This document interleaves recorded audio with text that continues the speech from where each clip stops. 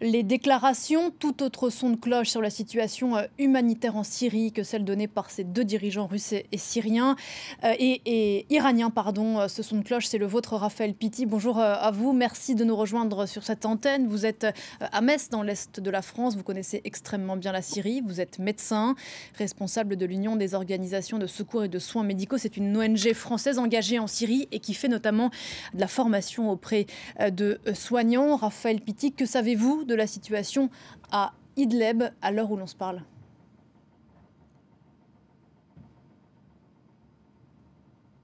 On est dans une vraie catastrophe humanitaire de grande importance puisqu'il s'agit de 235 000 personnes qui sont venues rejoindre déjà des milliers d'autres qui, depuis le mois d'avril, se sont sauvées dès lors que les bombardements ont commencé. Normalement, cette zone de Idlib était considérée comme une zone de désescalade de la violence. C'était les accords, et en particulier sous le contrôle de l'ONU. Et la Turquie avait pour mission de surveiller cette zone pour bien vérifier qu'elle était bien une zone de désescalade. Et donc, on a permis à des millions de personnes de venir se réfugier dans cette zone, persuadés que là, ils y trouveraient la sécurité. Depuis le mois d'avril, le 28 avril exactement, le régime et la Russie ont décidé de récupérer cette dernière zone où se retrouvent là effectivement 70 000 rebelles au milieu de 4 millions de personnes qui sont dans de grandes situations de précarité parce que ces personnes étaient des déplacés internes qui venaient d'Alep, qui venaient de la Ghouta, qui venaient de Deraa et à qui on avait promis que là, ils pouvaient être en sécurité. Et donc, cette population était dépendante de l'aide humanitaire internationale et par un accord signé entre les belligérants et l'ONU, l'aide humanitaire pouvait transiter à travers la frontière et la frontière turque en particulier. Donc, plusieurs éléments apparaissent maintenant. La volonté du régime et des Russes de récupérer cette zone, et donc ils ont commencé à bombarder en détruisant systématiquement toutes les structures hospitalières. 67 structures hospitalières ont été détruites depuis le mois d'avril. Et là, maintenant, il y a une opération terrestre qui est en cours depuis 2 semaines, qui est extrêmement violente, appuyée par des bombardements, qui a fait fuir ces 235 000 personnes vers le nord du pays. Elles ont fui en tout abandonnant derrière elles. Certaines sont même parties pieds nus en pleine nuit. Des femmes ont accouché sur la route de leur exil vers le nord. Et bien entendu, rien n'est prévu pour recevoir cette population, ces 235 000 personnes qui vivent en pleine campagne, qui n'ont pas de moyens de se chauffer. Il fait extrêmement froid, il manque de couverture, il manque de tentes. Certains camps ont accepté de recevoir des réfugiés dans leur propre tente. Vous imaginez 2-3 familles sous une même tente. Et il y a au même temps le refus de la Russie de signer l'accord justement d'approvisionnement transfrontalier la semaine dernière avec la Chine, ce qui pose un énorme problème. Imaginez ce que serait une catastrophe naturelle, un tremblement de terre dans une région où il y a 235 000 personnes, où les structures hospitalières ont été détruites. Immédiatement, le monde entier se mobiliserait pour aller porter secours à cette population. Et là, on est dans ces conditions-là qui sont liées à la guerre. Et là, personne ne se mobilise pour porter secours à cette population. C'est un véritable drame inacceptable sur le plan humanitaire. Raphaël Pitti, comment expliquez-vous le silence de la communauté internationale, à commencer par celui de la France? Il y a quelques jours, plusieurs responsables politiques français, dont Raphaël Glucksmann, ont signé une tribune dans Le Monde, disant qu'il n'y avait qu'une seule solution, instaurer un rapport de force avec Vladimir Poutine pour permettre à cette crise humanitaire de trouver une solution. C'est ce que vous pensez également ?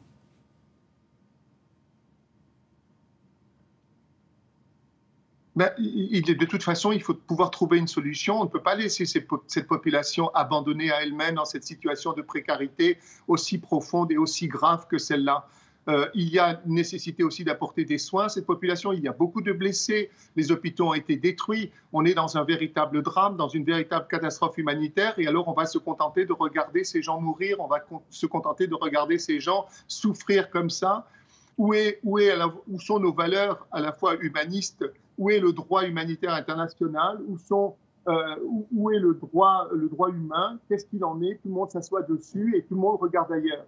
Et donc, il y a une nécessité effectivement d'établir un rapport de force par rapport à ceux qui refusent justement d'apporter cette aide nécessaire. Et les Russes ont refusé de signer l'aide humanitaire transfrontalière. Je pense qu'il faut savoir aussi, dans ce cas-là, avoir le courage de s'opposer totalement aux Russes et d'assurer cet approvisionnement.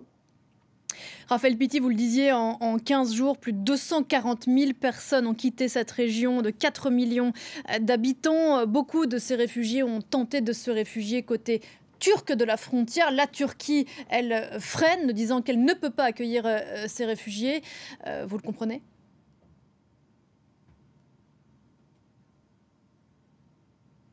Mais tout à fait, on se retrouve maintenant. Le but justement de cette zone de désescalade de la violence était justement de permettre aux Syriens de rester chez eux dans un endroit qui était un endroit relativement sécurisé.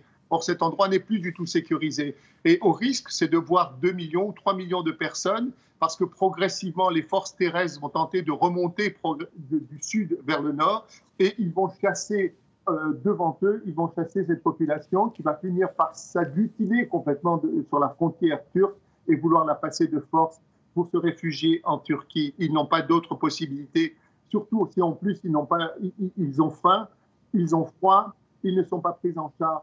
Et donc, si on veut prévenir cette catastrophe humanitaire-là d'importance, il est vraiment urgent, en tous les cas, que toute la communauté internationale fasse de tout ce qu'elle peut et qu'elle joue de tout son poids pour empêcher Poutine d'en arriver là.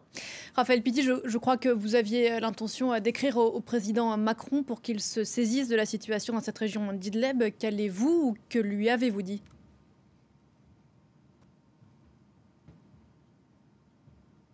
C'est ce que nous avons fait. Nous lui avons transmis une demande de rendez-vous, de rencontre avec lui.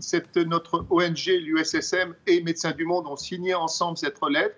Et c'est exactement ce que je viens de vous dire, c'est-à-dire qu'il y a nécessité d'intervention, d'une intervention urgente, d'une intervention rapide, humanitaire, mais surtout sur le plan politique, de pouvoir mobiliser l'ensemble de la communauté internationale et surtout l'Allemagne au niveau européen en tous les cas, pour essayer d'avoir une position très très ferme vis-à-vis des Russes, pour leur dire que nous devons, et il est un urgent, que c'est un devoir humanitaire que de porter secours à cette population. Nous ne pouvons pas détourner nos yeux de ce qui est en train de se passer. Merci beaucoup. Merci Raphaël Pitti d'être intervenu sur cette antenne. Je rappelle que vous êtes médecin, responsable de l'Union des organisations de secours et de soins médicaux, ONG française engagée en Syrie auprès des soignants. Merci d'être intervenu sur cette antenne. Dans l'actualité internationale toujours,